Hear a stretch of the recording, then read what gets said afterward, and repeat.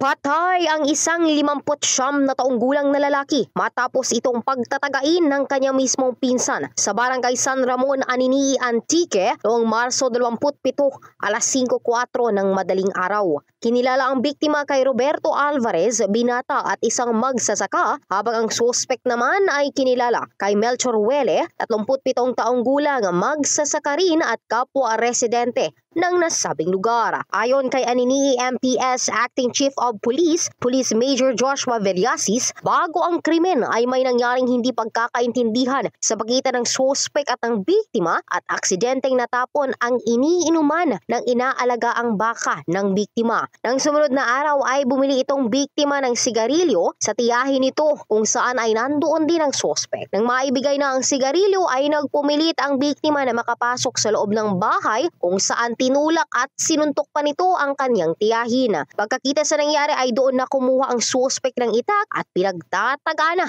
ang biktima. Nagkaroon ng sugat sa kamay, tiyan at ulo ang biktima na naging sanhi ng pagkamatay nito. Personal namang sumuko ang suspect sa opisyal ng barangay at makakaharap ngayon sa kasong homicide. Ito si Brigadang Shaina Rose Ayupan in the heart of changing lives ng 104.5 Brigada News FM Antique, the Music and News Authority.